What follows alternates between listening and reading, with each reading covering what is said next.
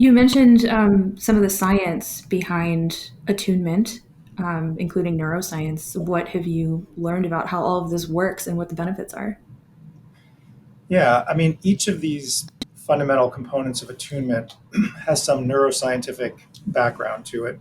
So, for example, in the chapter on relaxed awareness, we talk a lot about stress responsiveness, the hypothalamic pituitary adrenal axis, epinephrine, norepinephrine, things like that, and the way that certain kinds of practices, like mindfulness based practices, can help to regulate those stress responsiveness systems. I mean, that's one example of some of the science and physiology behind it.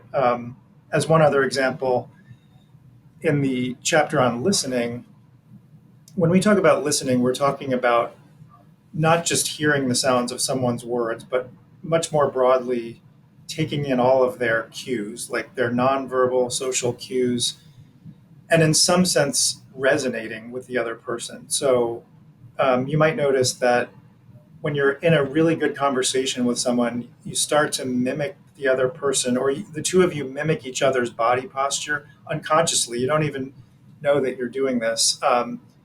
There may be some mutual mimicry of facial expression and tone of voice, and that's one of the ways you know you're really developing a good rapport with this person.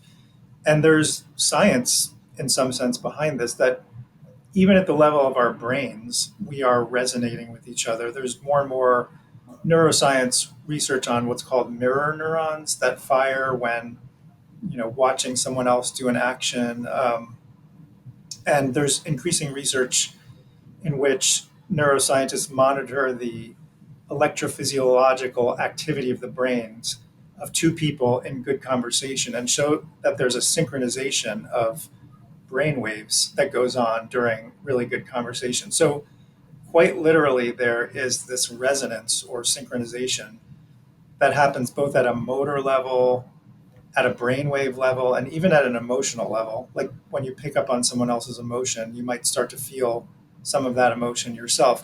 So, it's all those kinds of forms of resonance that we're talking about when we speak about listening.